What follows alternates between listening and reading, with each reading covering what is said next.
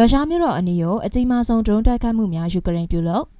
ရုရှားမြို့တော်မော်စကိုအနီးသို့ယနေ့ဇွန်လ18ရက်နေ့မှာယူကရိန်းကအကြီးမားဆုံးဒရုန်းတိုက်ခိုက်မှုပြုလုပ်ခဲ့ရာမြို့တော်နဲ့မြို့တော်အနီးတစ်ဝိုက်မှာမိလောင်မှုများဖြစ်ပွားခဲ့ပါတယ်။အဆိုပါတိုက်ခိုက်မှုမှာရုရှားရဲ့ရေနံချက်စက်ရုံကြီးတရုံထိမှန်ခဲ့ပြီးနိုင်ငံရဲ့အကြီးဆုံးလေဆိပ်တွင်လည်းခီးသည်များကိုဘေးကင်းရာသို့ရွှေ့ပြောင်းမှုများပြုလုပ်ခဲ့ရကြောင်းတာဝန်ရှိသူများကပြောဆိုပါတယ်။မြို့တော်ရဲ့တောင်ဘက်ကာပေါညာခရိုင်ရှိရေနံစက်ရုံဝင်း၏အစိပ်ပိုင်းတစ်ခုတွင်မီးပြင်းထန်စွာလောင်ကျွမ်းခဲ့ပါတယ်။ယခုတိုက်ခိုက်မှုကလွန်ခဲ့တဲ့2နှစ်တာကာလအတွင်းမော်စကိုမြို့ကိုယူကရိန်းရဲ့အကြီးမားဆုံးတိုက်ခိုက်မှုဖြစ်တယ်လို့ရုရှားနိုင်ငံပိုင် TASS သတင်းဌာနကဖော်ပြပါတယ်။ဒီနေ့ဇွန်လ18ရက်တွင်သမ္မတဗလာတီမာပူတင်ကမြို့တော်ရဲ့အရှေ့ဘက်ကီလိုမီတာ900ခန့်ကွာရှိခဇန်မြို့တွင်အရှေ့တောင်အာရှဒေသအာဆီယံထိပ်သီးခေါင်းဆောင်များနဲ့အစည်းအဝေးပြုလုပ်နေပါတယ်။ထို့ပြင်စိန့်ပီတာဘတ်မြို့အနီးတွင်သမိုင်းဝင်စီးပွားရေးဖိုရမ်စတင်နေပါတယ်။နိုင်ငံတကာထိပ်သီးစည်းဝေးတစ်ခုကျင်းပနေစဉ်ရုရှားနိုင်ငံကိုယူကရိန်းကပြင်းထန်တဲ့တိုက်ခိုက်မှုယခုလအတွင်းဒုတိယကြိမ်မြောက်ပြုလုပ်ခြင်းလည်းဖြစ်ပါတယ်။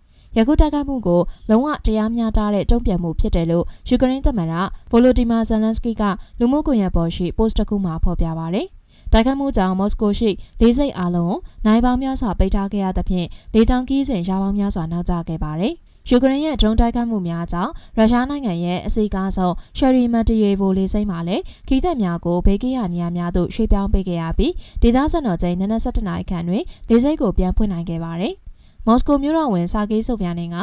MNBZ မော်စကိုရေနံချက်စက်ရုံကိုဒရုန်းတိုက်ခိုက်ခံခဲ့ရပါတယ်လို့သူရဲ့ Telegram စာမျက်နှာမှာဇွန်လ18ရက်အစောပိုင်းကရေးသားထားပါတယ်။ရုရှားကလည်းယူကရိန်းကိုဇွန်လ18ရက်နဲ့18ရက်တို့ကဒရုန်းစီးရေ200ကျော်နဲ့ပဲ့ထိန်းဒုံးကျည်အမြောက်များဖြင့်ပစ်ခတ်တိုက်ခိုက်ခဲ့ကြောင်းယူကရိန်းလေတပ်ကထုတ်ပြန်ထားပါတယ်။